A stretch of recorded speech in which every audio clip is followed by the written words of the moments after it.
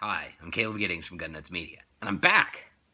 I didn't make any videos for a while, about a month, because I was on active duty orders for the Air Force, and I had neither the time nor the Wi-Fi connection to upload stuff to Facebook. So that's why I've been gone for a while. But I'm back. Ruger's back. He's laying here on the couch being silly. And today I want to talk to you. Oh, here he comes. See? Oh, you want to be in YouTube's. But anyway, today I wanted to... See? He gets so neglected. Oh, you'd think that I just never give him any attention.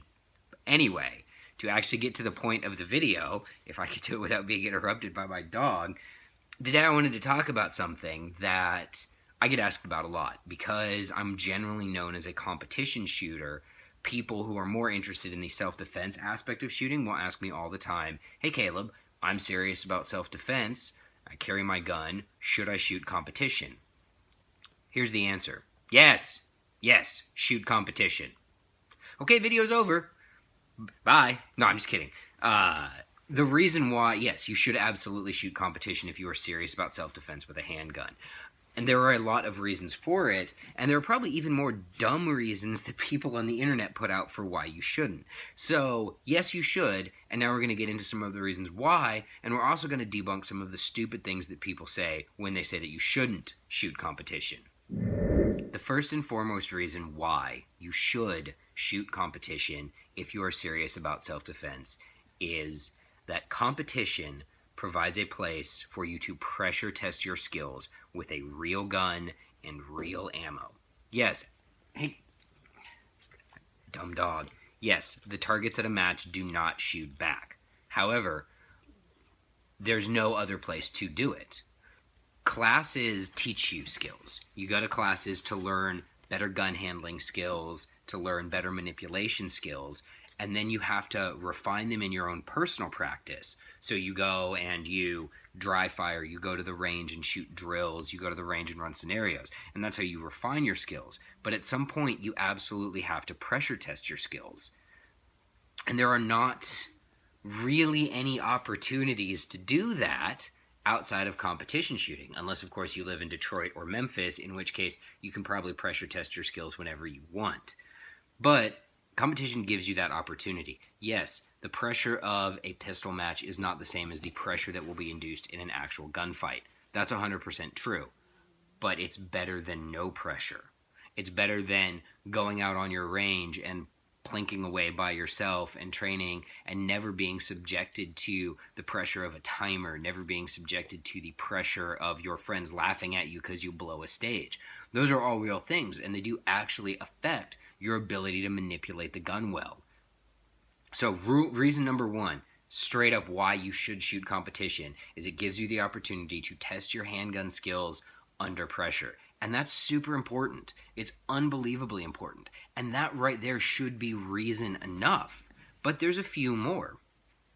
Reason number two, and one that I'm very fond of, is it makes you better at the mundane tasks of marksmanship. So, to give you an example, loading your gun, reloading your gun, doing all of the things that you need to do that aren't shooting tasks, the better you get at those, the more processing power you can devote to the actual situation that's going on in front of you. Think of your brain like your laptop or your computer. Sometimes you get a program running like Chrome, which eats up a bunch of memory, and so everything else runs really slow, right? In a defensive situation, your brain has a lot to process. It has to process the threat in front of you. It has to process the physical acts of drawing your gun, aiming your gun, firing your gun, and maybe reloading your gun. Competition shooting, and also practice in classes as well, allow you to get so good at the drawing your gun, reloading your gun, firing your gun, doing all of those things, that your brain can devote more processor cycles, as it were, to solving the situation in front of you. To draw an example to actual competition from this, you don't get this in USPSA because they don't really do blind stages in USPSA, and you really don't get it in IDPA anymore either because they don't do blind stages in IDPA. So never mind, forget that first example. Here's a better example. Something happens with your gun in the middle of a match. You don't stand there If you've ever been on a public range and you've seen someone's gun malfunction, 99% of the time they stand there looking at it like a duck in thunder. Just, what do I do with my hands? And that's bad. If something goes wrong with your gun in a match, which it will because matches make guns break, I don't know why, there's just magic there that causes guns to break, you will be able to, once you reach a certain skill level, you'll be able to reduce the malfunction and get back to solving the marksmanship problem in front of you, and you'll do it relatively automatically. That's a really super awesome skill to have if you actually need to use your gun to shoot people. The other thing, another example of it is in a match environment, sometimes you'll run into situations, your plan will break down. All right, you make a plan for the stage. You want to shoot X number of rounds at these targets, blah, blah, blah. Well, maybe you miss. Or maybe, again, your gun malfunctions, or you have an exposure on a turning target that you've never seen before, something like that, and your plan goes to hell. The more you shoot matches, the easier it is for your brain to process this input on the fly, deal with it, and then solve the marksmanship problem without having to worry about what's going on right here. So your brain's doing all of this stuff, and it's not having to think about reloading, aiming, aligning the sights, pressing the trigger, because you're doing all of that on autopilot. And those are also really good skills to have. So those are two really, really good reasons why you should shoot competition. I'm going to give you one more, the third reason why you should shoot competition. And it's a little bit frivolous, but I think it's important. It's fun. Okay? We get so wrapped up in serious self-defense shooting that you forget that this shit's supposed to be fun. All right? Shooting guns is fun. And if it's not fun, the day that it's not fun for me anymore is the day I quit. And I almost had that day. I took a really long hiatus from the shooting sports because it stopped being fun. But for the most part, still fun, still love to do it. I'm back to it a lot, and I really enjoy it. So, competition shooting is good for you because it gives you the chance to pressure test your skills. It makes you better at the mundane tasks of gun handling, allowing your brain to process other inputs, and it's fun. So now, real briefly, we're going to address some of the things that idiots say about competition shooting and how competition will get you killed in the streets. First off, I just want to say that's total crap. It's just nonsense. Competition will not get you killed in the streets. You can ask the cop, who was also a USPSA shooter, who smoke checked that dude in the St. Cloud Mall, who was going around stabbing people, if competition was going to get him killed. Pretty sure that's, no, it did not. But, so the first thing that people say when they say competition is going to get you killed is that it's going to create training scars. Like, a good example is they'll say that, oh, well, you'll finish shooting and then you'll unload and show clear. That's just dumb.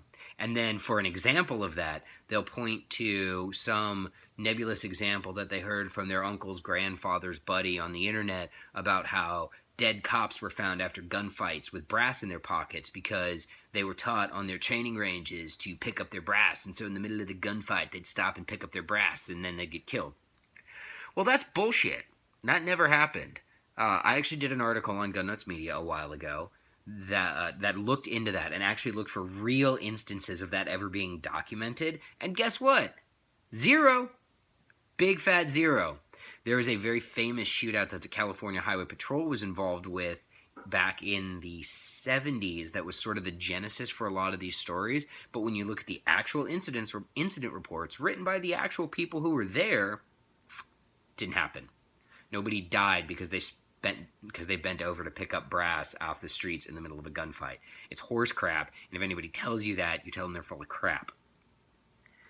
So, training scars. But we'll get back to that for a minute. They say that you'll create these training scars, which is a dumb argument because it implies that you're so stupid that your brain cannot differentiate between shooting at paper targets and getting into an actual self-defense situation.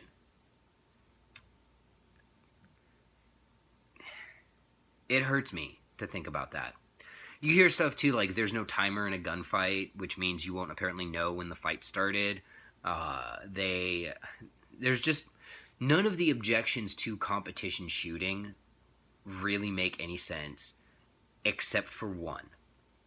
And the one objection to competition shooting is that if you are really truly is if that you get serious about competition shooting to the point that you want to win, you will make compromises in your gear that you wouldn't make if your primary focus was for self-defense. That's true in the sense that my competition gun is a full-size 9mm 1911, and that's not the gun that I'm issued by any of the agencies that I work for. But whenever I shoot my agency's qualifications, I get either perfect scores or damn near perfect scores. So shooting skill is shooting skill, and it translates across most platforms. I'm pretty sure a GM who runs a USPSA Grandmaster who runs a super duper light triggered 1911 double stack gun in limited is going to be able to shoot the wheels off whatever M9 or Glock 22 his agency issues him. Just a hunch, though. Actually, you know what? It's not a friggin' hunch, because go on the internet and Google any video of Bob Vogel shooting a stock Glock, because there's a crap load of them, and he rocks the nuts off of those, too. So, it's dumb. The bottom line here is shooting competition will not get you killed in the streets, and anybody who says otherwise is trying to sell you something. And in all likelihood, they're trying to sell you their super tactical training class. There is nothing wrong with going to classes. Classes are where we learn new skills. Practice is where we refine those skills, and competition is where we pressure test those skills. I'm Caleb Giddings. For me and Ruger, thanks for watching.